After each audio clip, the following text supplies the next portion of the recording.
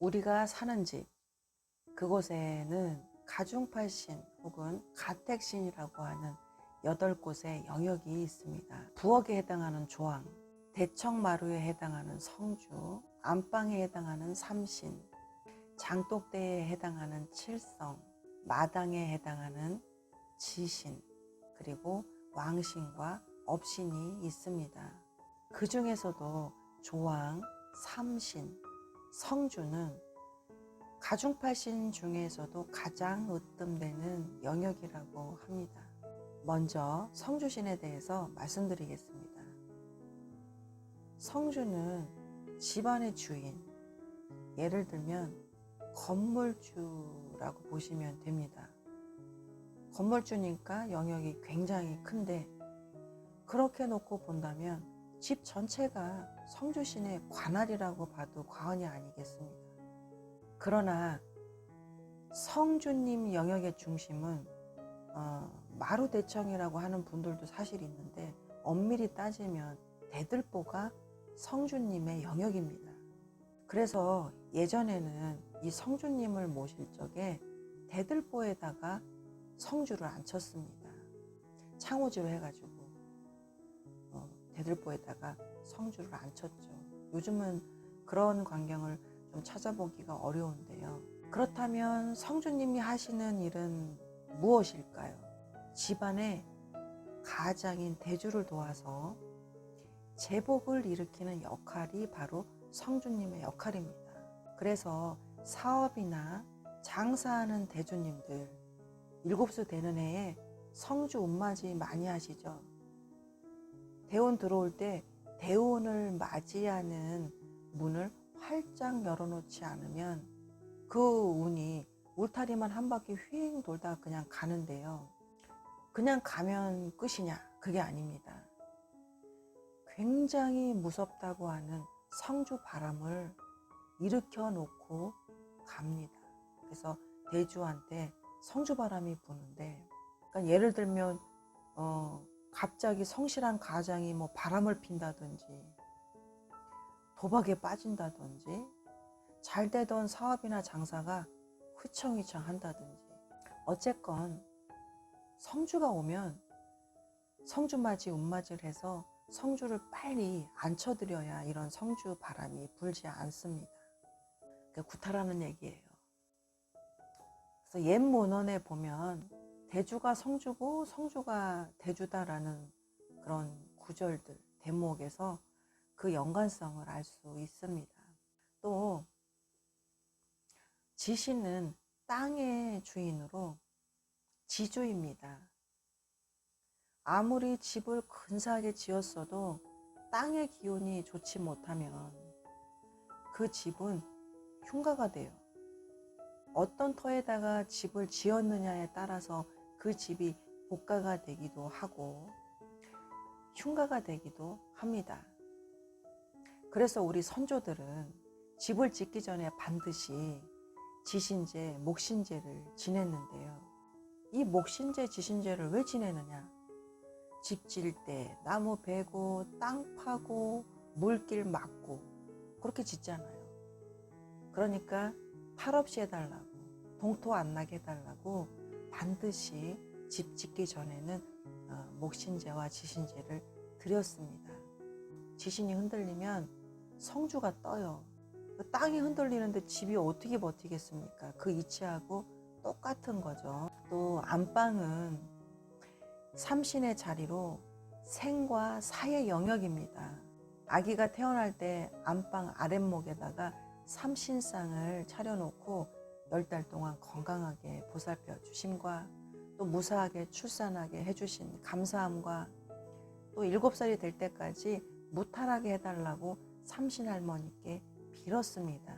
그렇게 본다면 삼신상은 감사함과 부탁이 함께 어우러진 밥상이라고 보시면 되겠습니다. 또 사람이 천수를 다했어도 태어난 자리인 안방으로 돌아와서 내가 왔던 곳으로 되돌아갈 준비를 하는데요. 옛날에는 밖에 나가서 객사를 했더라도 넋이 그대로 그 자리에 머물러 있다고 믿어서 사람이 죽으면 혼과 넋이 이렇게 우아래로 나뉘어가지고 그 자리에 머물고 있다고 믿었습니다. 또 그게 사실이고요.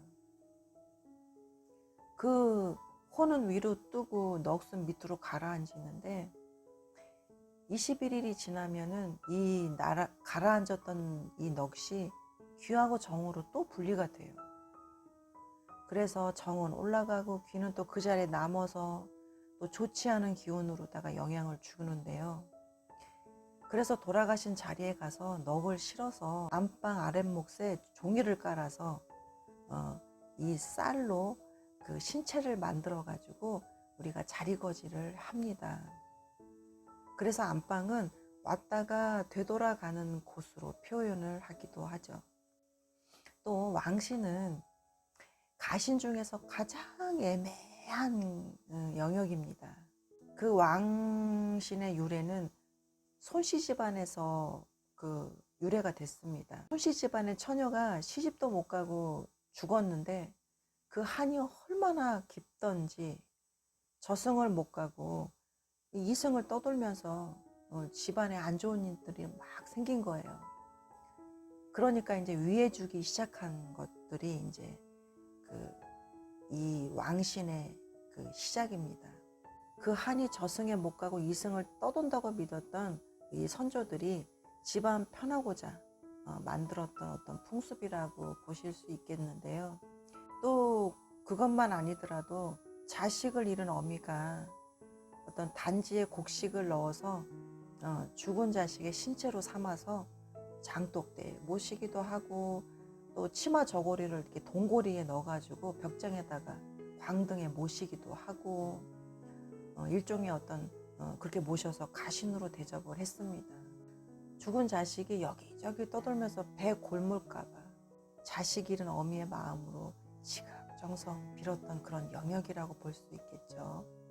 이 왕신단지는 이 함부로 건드렸다가는 진짜 3대가 좋지를 못해요.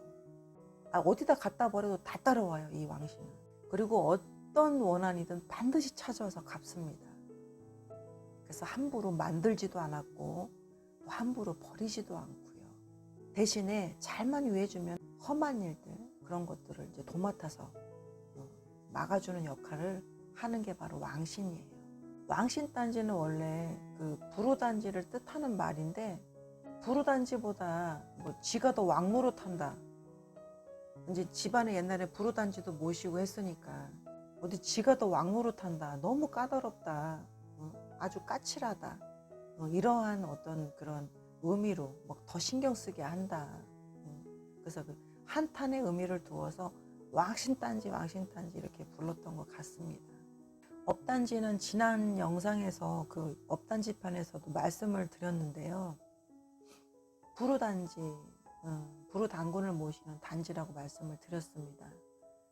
부루단군은 제1대 단군이신 단군 왕검의 아드님이신데요.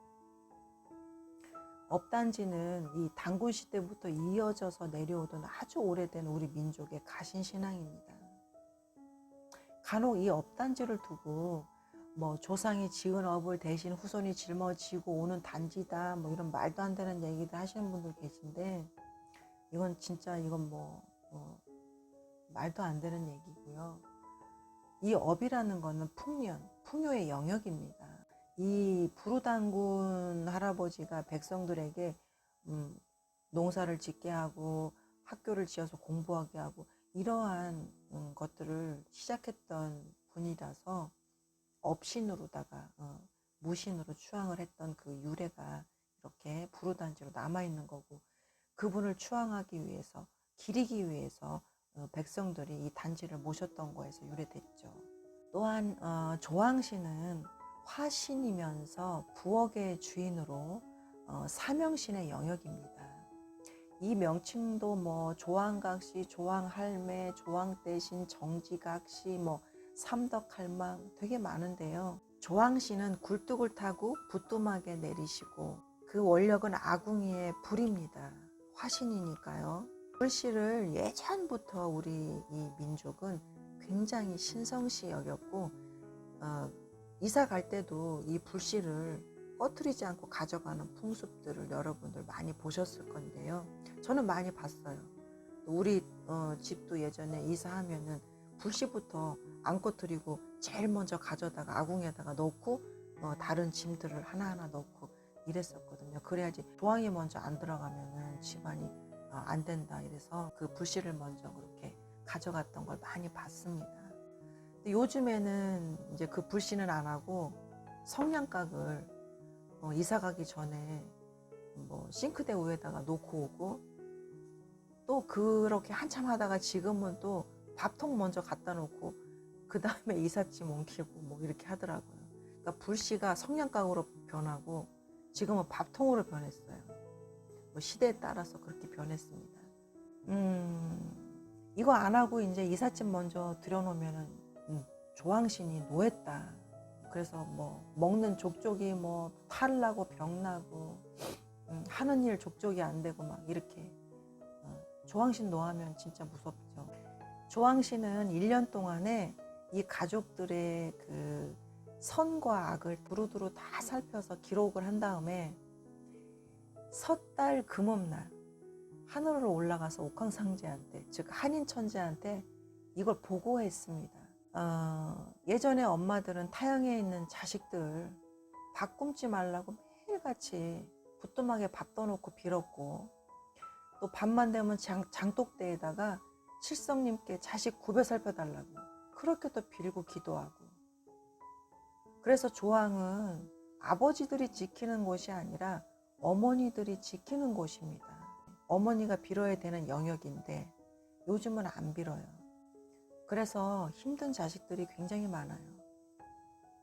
자식의 운이 70%일 때 진짜 왜 죽을 힘 다해도 왜 그 30%를 못 채울 때가 있잖아요. 그럴 때 자식을 위해서 집안에서 열심히 엄마가 공들이면 그게 자식한테 엄청난 힘이 되는데 그걸 모르신다는 거죠. 엄마가 비는 거는 자식한테 완전히 뭐 하이패스로 내려가요. 왜 그럴까요? 왜 하이패스로 내려갈까요? 우리 민족은 바로 모계신앙이 그 시작이기 때문입니다. 그 다음에는 측간신인 측신 혹은 측기라고 부르는 영역인데요. 악신인지 선신인지 사실 구별이 참 애매한 영역이기도 합니다.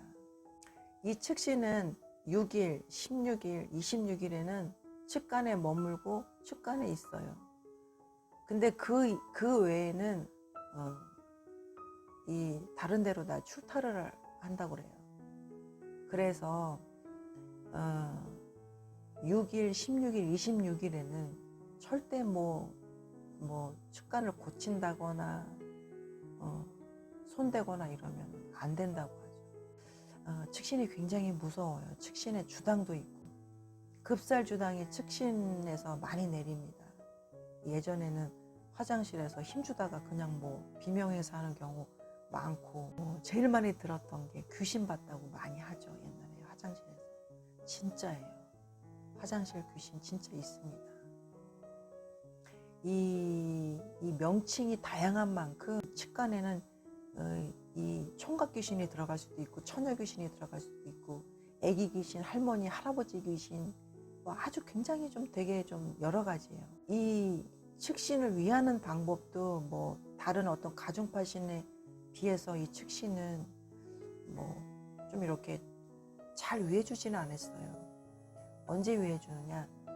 뭐 가을 고사 때 뭐 파시루나 막걸리 놓는 정도 그렇게 했고, 집안에 어떤 큰일이 있을 때, 경사가 있을 때 탈없이 해달라고 뭐 술을 붓기도 했고요. 아마 옛날 할머니 할아버지들은 한 번씩 다 봤을 거예요. 머리가 굉장히 길고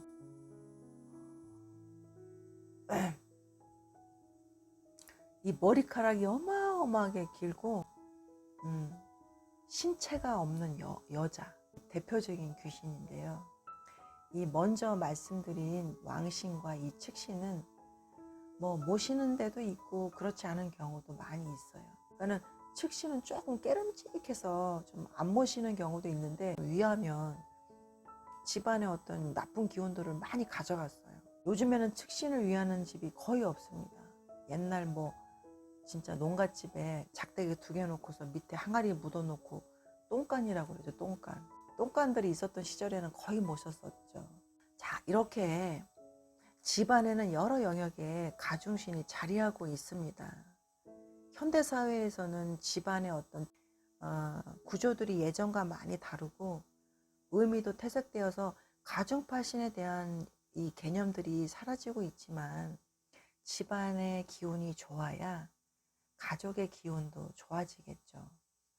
옛날에 할머니들이 그리하셨듯이 우리 어머니들이 그리하셨듯이 물 한 그릇 정한수 떠놓고 가중팔신에 비는 마음, 그 간절함이야말로 내 가족을 지키는 가장 큰 방법이 아닐까 싶습니다.